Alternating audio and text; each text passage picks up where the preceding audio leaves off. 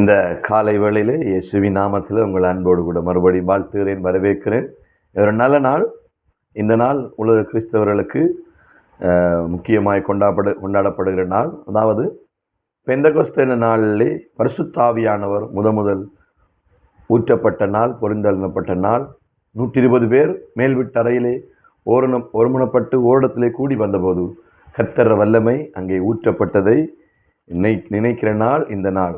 பிரியமானவர்களே, இந்த காலையிலும் நான் உங்கள் ஒவ்வொருவரையும் இந்த ஒளிநடா வழியாக வாழ்த்துகிறேன், வரவேற்கிறேன். நான் விசுவாசிக்கிறேன், நாம் ஆராதிக்கிற ஆண்டவர் நல்லவராயிருக்கிறார். ஆமென்.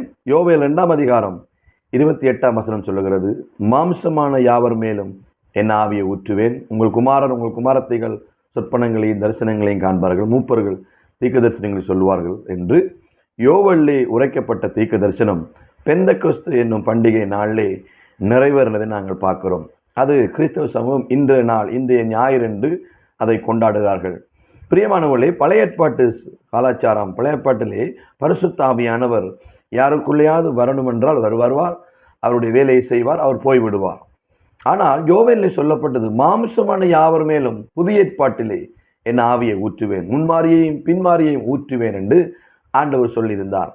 அது கிறிஸ்துவுக்கு பின் ஆண்டவர் மரித்து உயிர்த்தெழுந்ததுக்கு பிறகு அவர் பரலோகத்துக்கு போய் 10வது நாளிலே பெந்தெகோஸ்தே நாள் அந்த பண்டிகை வந்தபோது அந்த நாளிலே சீசர்கள் ஓர்ணப்பட்டு ஒரு இடத்திலே கூடியிருந்தார்கள். அவர்கள் மேலே கர்த்தருடைய ஆவியானவர் ஒருவருக்கென்றல்ல எல்லார் மேலும் பொழிந்தருளப்படினார். அதுதான் முதல் எல்லார் மேலும் ஆவியானவர் பொழிந்தருளப்படினது. அதுக்கு பிறகுதான் எல்லார் மேலேயும் ஆவியானவர் பொழிந்தருளப்படினார். பிரியமானவர்களே, ஏன் நான் இதை சொல்லுகிறேன் என்றால், இன்றைக்கு ஜலத்தினாலும் மட்டுமல்ல பரிசுத்த ஆவியாலும் ஒவ்வொரு தேவ பிள்ளைகளும் ஞானஸ்நானம் பண்ணப்பட வேண்டும். ஜலத்தினாலும் ஆவியினாலும் ஞானஸ்நானம் பண்ணப்பட வேண்டாம், பரலோக ராஜ்யத்தை பிரவேசிக்க முடியாதென்று இயேசு கிறிஸ்து சொன்னதை நாங்கள் பார்க்கிறோம். இந்த உலகத்திலே மீட்பிக்கப்படும் நாளுக்கென்று முத்திரையாக நமக்கு கொடுக்கப்பட்டது பரிசுத்த ஆவியானவர் மாத்திரமே. ஆகவே ஒவ்வொரு விசுவாசியும் ஒவ்வொரு தேவனுடைய பிள்ளையும் அவருடைய அன்பை, அவருடைய பிரசன்னத்தை, அவருடைய நிறைவை உணர வேண்டும். எசேக்கியேலில் சொல்லப்படும் 37ஆம் அதிகாரத்திலே, அதாவது கணுக்காலால் அல்ல, முழங்காலால் அல்ல, இடுப்பளவு அல்ல, கழுத்தளவு அல்ல, நீந்திர அளவு தேவ பிரசன்னத்திலே நாம் மூழ்க வேண்டும். தீமோத்தேயுக்கு பவுல் சொல்லுகிறார், நீ பெற்றுக்கொண்ட அபிஷேகத்தை அனல் மூட்டு, அதை நீ திரும்பவும் மறுபடியும் புதுப்பி பெருப்பித்துக்கொள், அதை காத்துக்கொள் என்று தீமோத்தேயுக்கு பவுல் சொல்லுகிறார். அவை உங்களுக்கும் எனக்கும் இந்த உலகத்திலே பரிசுத்த ஆவியானவர் இன்றியமையாதவர். இன்றைக்கு ஒரு உணவில்லாவிட்டால் ஒரு உணவில்லாவிட்டால் இன்னொரு உணவு எடுக்க முடியும், உறவு இல்லாவிட்டால் இன்னொரு உறவை எடுக்க முடியும். ஆனால் பரிசுத்த ஆவியானவர் ஒரு விசுவாசிக்கு, ஒரு ஊழியக்காரனுக்கு இல்லை என்றால் அவனால் இந்த பூமியிலே சாட்சியாக வாழ முடியாது, அவன் கர்த்தருக்காய் சாட்சியாக நிற்க முடியாது. அது மாத்திரமல்ல, அவருடைய வருகையிலே அவரை சந்திக்க முடியாது. பரிசுத்த ஆவியானவர் மிகவும் அவசியமானவர். அவருடைய வரங்கள் முக்கியம், அவருடைய கனிகள் முக்கியம். இந்த உலகத்திலே கிறிஸ்துவுக்கு சாட்சியாய் நாம் நிற்க வேண்டும் என்றால் பரிசுத்த ஆவியானவர் உறவு, தனிப்பட்ட ஐக்கியம் ஒவ்வொருவருக்கும் அவசியமானது. இதை பார்க்கிற நண்பனே, சகோதரனே, என்னுடைய சபை மக்களே, யாராக இருந்தாலும், நீ எப்பேற்பட்டவர்களாக இருந்தாலும் பரிசுத்த ஆவியிலே நீங்கள் நிரம்ப வேண்டும், அவரோடு இணைந்து கொள்ள வேண்டும், அவரோடு புரிந்து கொள்ள வேண்டும். உங்களுக்கு தெரியுமா, இந்த காலையிலே, அதாவது அன்றைக்கு பெந்தெகோஸ்தே பண்டிகை நாளில் தான் மாம்சமான யாவர் மேலும் யோவேலிலே சொல்லப்பட்ட தீர்க்க தரிசனம் நிறைவேறினது, ஊற்றப்பட்ட ஆவியானவர் முதல் ஊற்றப்பட்டது. அதுக்கு காரணம் என்ன? இயேசு உயிர்த்தெழுந்த பின்பு, மரித்து உயிர்த்தெழுந்த பின்பு அவர் சொன்னுகிறார். அப்போஸ்தலர் நடவடிக்கைகள் புஸ்தகம் 1ஆம் அதிகாரம் நிறைய வசனங்கள் சொன்னாலும் 4ஆம் வசனத்திலே அவர் சிலதை சொல்லுகிறதை பார்க்கிறோம். நான் வாசிக்கிறேன், கேளுங்கள். அன்றையும் அவர் அவர்களோடு கூட வந்திருக்கும் போது அவர்களை நோக்கி, யோவான் ஜலத்தினால ஞானஸ்நானம் கொடுத்தான், நீங்கள் சில நாளுக்குள்ளே பரிசுத்த ஆவியினாலே ஞானஸ்நானம் பெறுவீர்கள். ஆகையால் நீங்கள் எருசலேமை விட்டு போகாமல் என்னிடத்தில் கேள்விப்பட்ட பிதாவின் வாக்குத்தத்தத்தை நிறைவேற காத்திருங்கள் என்று கட்டளையிட்டார். அப்பொழுது கூடி வந்தவர்கள் ஒருவரை நோக்கி, ஆண்டவரே, இக்காலத்திலேயா நீர் ராஜ்யத்தை கொடுப்பீர் என்று இஸ்ரவேலுக்கு திரும்ப கொடுப்பீர் என்று கேட்டார்கள். அதற்கு அவர், பிதாவானவர் தம்முடைய ஆதீனத்திலே வைத்திருக்கிற காலங்களையும் வேளைகளையும் அறிகிறது உங்களுக்கு அடுத்ததல்ல. பரிசுத்த ஆவி உங்களிடத்தில் வரும்போது நீங்கள் பலனடைந்து எருசலேமிலும் யூதேயா முழுவதிலும் சமாரியாவிலும் பூமியின் கடைசி பரிந்தம் எனக்கு சாட்சிகளாக இருப்பீர்கள் என்றார். பிரியமான என்னுடைய அருமையான ஆண்டவருடைய பிள்ளைகளே, யோவேலில் சொல்லப்பட்ட அந்த மாம்சமான யாவர் மேல் ஆவி ஊற்றுவேன் என்று சொன்னது பெந்தகோஸ்து பண்டிகை நாளிலே அது நடந்தது. ஆனால் அதுக்கு நடக்கிறது காரணங்கள் இருக்கிறது. இலகுவிலே பரிசுத்த ஆவியின் அபிஷேகத்தை யாரும் பெற முடியாது. நீங்கள் எப்பொழுது இயேசு கிறிஸ்துவை ஏற்றுக்கொண்டீங்களோ அன்றைக்கு உங்களுக்குள்ள பரிசுத்த ஆவியானவர் வந்து விட்டார். ஆனால் அந்த பரிசுத்த ஆவியானோட அபிஷேகத்தை நீங்கள் அனல் மூட்ட வேண்டும், பெருக்க வேண்டும். இன்றைக்கு ஒவ்வொரு நாளும் இந்த உலகத்தில் இந்த அபிஷேகம் இழக்கப்படுகிறது. சில வேளை நமக்கு மாம்சத்தின் கிரியைகளாலே நாம் சில சோர்ந்து போகிற நேரம் இந்த அபிஷேகத்தினால் ஆவியின் நிறைவு நம்ம குறைந்து போகிறது. ஆவி மாம்சத்துக்கு விரதமாக, மாம்சம் ஆவிக்கு விரதமாக போராடுகிறது. ஆகவே எப்பொழுது மாம்சம் ஜெயிக்கிறதோ அப்பொழுது ஆவி சோர்ந்து போகிறது, தோல்த்து போகிறது. ஆனால் கிறிஸ்தவர்கள் ஆவியிலே ஜெயிக்க வேண்டும், மாம்சத்தை தோற்கடிக்க வேண்டும் என்பது தேவனுடைய கட்டளையின் நியமமும். ஆகவே இந்த ஆவியின் நிறைவை நாம் பெறணும் என்றால் அன்றைக்கு பெந்தகோஸ்து நாளிலே பரிசுத்த ஆவியின் அபிஷேகத்தை பெற்றுக்கொண்டது காரணம். முதலாவது இயேசு அவர்களுக்கு சொன்னார், நீங்கள் எருசலேமை விட்டு போகாமல் காத்திருங்கள்.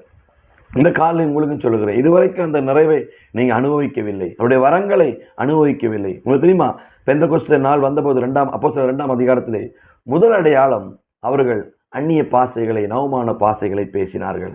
இன்னைக்கு தேவனுடைய வரங்களை நாம் பெற வேண்டும், அவருடைய கனிகளை பெற வேண்டும். வரங்களும் வேணும், கனிகளும் வேணும்.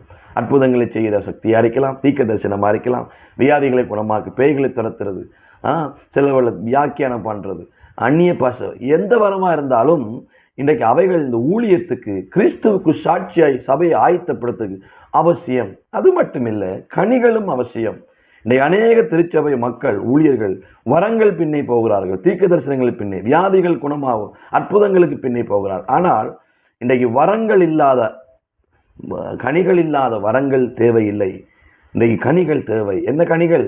அதான் கலாத்தியர் சொல்லப்படுது 5ஆம் அதிகாரத்திலே, ஆவியின் கனியோ அன்பு, சந்தோஷம், சமாதானம், சாந்தம், தயவு, நற்குணம், விசுவாசம், நீடிய பொறுமை. இப்படிப்பட்ட கனிகள் வேண்டும். எப்பேற்பட்ட ஊழியக்காரனாக இருந்தும், வல்லமைகளாலே அவன் பாவிக்கப்பட்டவனாக இருந்தும், அவன் கனிகள் அவனுடைய வாழ்க்கையிலே, குடும்பத்தில் இல்லை என்றால் அவன் பரிசுத்த ஆவிக்கு விரோதமாய் கிரியை செய்கிறவனாக இருப்பான். ஆகவே வரங்களும் வேண்டும், கனிகளும் வேண்டும். அவை இதை நாம் கட்டாயம் பெற்றுக்கொள்ள வேண்டும். இதுவரைக்கும் அதை உணரவில்லை என்றால், அந்த அபிஷேகத்தை நீங்கள் காணவில்லை என்றால், நீங்கள் முதலாவது செய்ய வேண்டிய காரியம், தேவ சமூகத்திலே காத்திருங்கள். நேரம் எடுத்து காத்திருங்கள். அதிகாலையிலே காத்திருங்கள், ராத்திரியிலே காத்திருங்கள், பகலிலே காத்திருங்கள், உபவாசத்தோடு காத்திருங்கள். வேதம் சொல்வது, கர்த்தருக்கு காத்திருக்கிற கழுகுகளைப் போல புதுபலன் அடைந்து அவர் உயர வானத்திலே பறப்பார்கள். ஓடினாலும் களைப்படியா, நடைந்தாலும் சோர்வடையார்கள். ஆகவே இந்த பரிசுத்த ஆவியின் வல்லமையை நீங்கள் பெற வேண்டும் என்றால் முதலாவது ஒரு காத்திருப்பு, வாஞ்சையோடு காத்திருக்க வேண்டும். வாஞ்சையுள்ள ஆத்துமாவை கர்த்தர் நிரப்புவார். தாகமுள்ளவன் மேல் அவர் தண்ணீரை ஊற்றுவார். நீங்கள் சிறு பிள்ளைகளாக இருக்கலாம், வாலிபனாக இருக்கலாம், யாராக இருந்தாலும் பரிசுத்த ஆவியை நிரம்ப வேண்டும் என்றால் முதலாவது காத்திருக்க வேண்டும். காத்திருக்கிறவர்கள் அதை பெற்றுக்கொள்வார்கள், காத்திருக்கிறவர்கள் அதை உணர்ந்து கொள்வார்கள். அப்பொழுது பரிசுத்த ஆவியானவர் அவர்களுக்குள்ள வருவார். அவர் வந்து என்ன செய்வாராம்? 2வது, அவர்கள் பலன் அடைவார்கள். என்ன பலன் அடைவார்கள்? இந்த உலகத்திலே கிறிஸ்துவுக்கு சாட்சியாக நிற்க முடியாமல் வருகிற பாவ சோதனைகள், போராட்ட, உலகத்தால் மனிதர்களால் வருகிற போராட்டங்கள், கவலைகள், கண்ணீர்கள், சிலவுள்ள சோர்ந்து போகிற அதரியங்கள், இப்படிப்பட்ட எல்லாவற்றையும் ஜெயிக்கிறதுக்கு உங்களுக்கு உதவி செய்கிறவர் பரிசுத்த ஆவியானவர். ஆகவே முதலாவது காத்திருங்க, அமர்ந்திருங்க, நேரம் ஒதுக்கி கொள்ளுங்க. இன்னைக்கு என்னென்னத்துக்கெல்லாம் நேரம் ஒதுக்குறோம்? கர்த்தருக்கு காத்திருக்க நேரம் ஒதுக்குங்க. அப்பொழுது அவர் உங்களை பலப்படுத்துவார். ஏசப்பா சொன்னார், அவர் போகும்போது சொன்னார், என்னுடைய ஆவியான வருகிற போது என்னை குறித்து உங்களுக்கு அவர் சாட்சி சொல்லுவார். நீங்கள் என்ன செய்யணும், எதை பேசணும் என்று நீங்கள் நினைக்க தெரியாத நேரங்களில் அவர் எதை பேசணும்னு உங்களுக்கு கற்றுத்தருவார். உங்கள் பலவீனங்களிலே உங்களை அவர் பலப்படுத்துவார். அதான் பவுல் சொல்றார், என்னை பலப்படுத்துகிற இயேசு கிறிஸ்துவினாலே எல்லாம் செய்ய பலன் உண்டு. ஆகவே முதலாவது பரிசுத்த ஆவியை நீங்கள் அனுபவிக்கணுமா? அமர்ந்து வாஞ்சியோடு காத்திருங்க, காத்திருங்க, நேரம் ஒதுக்குங்க. தேவையில்லாத காரியங்களை விட்டு தேவையில்லாத நேரங்களை விட்டு பரிசுத்த ஆவியை நிரம்புங்க. ஊழியக்காரர்களாக இருக்கலாம், இன்றைக்கு ஊழியம் என்று இன்றைக்கு நாம் காத்திருப்பது குறைவு. தேவசமத்தில் காத்திருங்கள். அவர் 2வது உங்களை பலப்படுத்துவார். அவருடைய பலன் உங்களுக்கு வந்தா நீங்க இந்த பூமியில பலனுள்ளாய் மாறுவீங்க. 3வது, அவருக்கு நீங்கள் சாட்சியா இருப்பீர்கள். எங்கே சாட்சியா இருப்பீர்கள்? முதலாவது எருசலேமிலே, 2வது ஜூதியாவிலே, 3வது சமரியாவிலே, 4வது உலகம் அனைத்து. உங்க வீட்டுக்குள்ளே, உங்களை சுத்தி இருக்கிற உங்க கிராமம், உங்க சபை, உங்களை சுத்திக்க மற்ற பட்டணம், இல்லாவிட்டா இந்த உலகம் முழுவதும் கர்த்தர் சாட்சி அனுப்பார். இன்னைக்கு கிறிஸ்துவுக்கு சாட்சியாக நிற்கிறவர்களை கர்த்தர் எழுப்பி கொண்டிருக்கிறார். அதுக்கு ஒரே ஒரு நபர் அத்தியாவசியமானவர், பரிசுத்த ஆவியானவர். ஆமென். அவர் உங்களை சாட்சியாக வைப்பார். நீங்கள் ஏழையா, திறமை இல்லையா, சின்ன ஊழியக்காரனா, பெரிய ஊழியக்காரனா, இல்லாட்டால் தாளந்துகள் இல்லையா, பரவாயில்லை, பரிசுத்த ஆவி நிரம்புங்கள். அவர் இந்த உலகமெல்லாம் உங்களை சாட்சியாக வைப்பார்.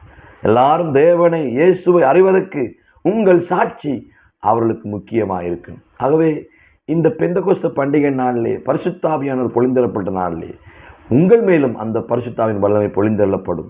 நீங்களும் அந்த பரிசுத்த ஆவியின் வல்லமையை அனுபவியுங்கள், பெற்றுக்கொள்ளுங்கள். அவர் உங்களை கைவிடவே மாட்டார். முதலாவது அவர் சமூகத்தில் வாஞ்சியோடு காத்திருங்க. வாஞ்சியோடு காத்திருக்கிற எந்த ஆத்துமாவையும் அவர் நிரப்புவார். தாகமுள்ளவ மேல் தண்ணீரை ஊற்றுவார். இரண்டாவது, நீங்கள் அவர் உங்களை நிரப்புவாராக இருந்தால் பலன் அடைவீர்கள்.